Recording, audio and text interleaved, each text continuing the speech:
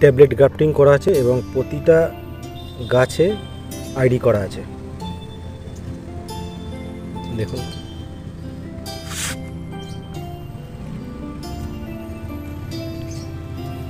বিভিন্ন কালারের variety.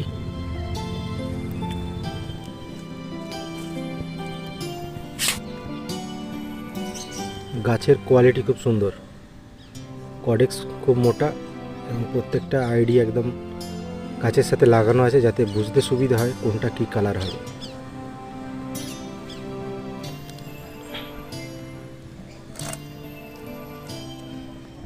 Quality দেখুন, কডেক্স দেখুন কত মোটা, আর প্রত্যেকটা ট্যাবলেট গ্রাফটিং করা আছে, সিঙ্গেল, কয়েকটা ডবল ব্রাঞ্চ আছে, কয়েকটা সিঙ্গেল ব্রাঞ্চ আছে। এটা যেমন ডবল ব্রাঞ্চ।